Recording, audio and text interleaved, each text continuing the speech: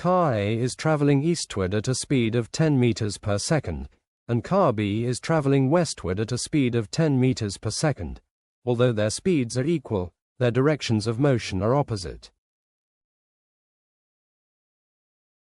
As such, the nature of motion cannot be determined without specifying both its speed and its direction.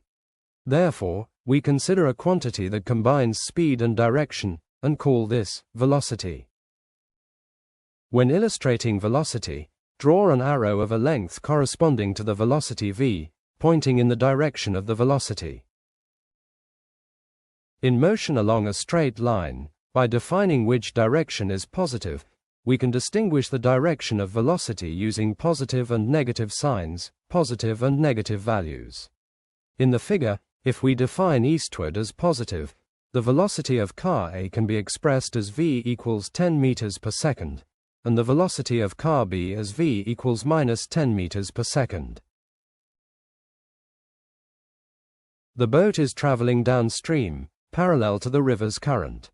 If the boat's speed when there is no current is 5 meters per second and the current speed is 2 meters per second, the boat's speed as seen by a person standing still on the riverbank is 7 meters per second. This 7 meters per second is called the resultant velocity, and the process of calculating the resultant velocity is called velocity addition. There are many ways to decompose velocity depending on the two directions chosen, but it is often easier to understand when decomposed into two perpendicular directions.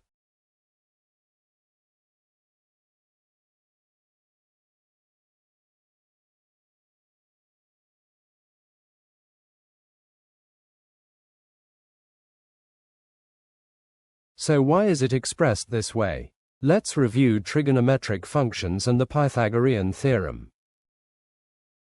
In trigonometry, if the hypotenuse is denoted by v, the trigonometric ratios are given by cos theta equals v underscore x, v, and sin theta equals v underscore y, v.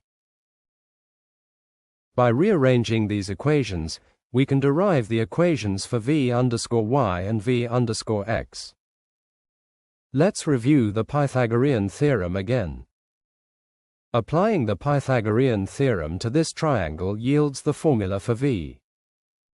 Now let's move on to relative velocity. When we say the velocity of an object, we usually mean the velocity as seen by an observer at rest. In contrast, let's consider the case where the observer is moving. Imagine a person walking who looks at a car moving in the same direction. In this case, the car appears to be moving more slowly than it would if observed from a stationary position on the ground. In general, the velocity of another object, b, as observed from a moving object, a, is called the relative velocity of b with respect to a.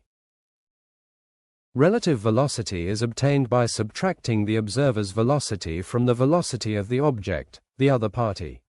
In other words, if the velocity of observer A is v underscore a and the velocity of the object b is v underscore b, then the relative velocity of b with respect to a, v underscore ab, is given by v underscore ab equals v underscore b minus v underscore a.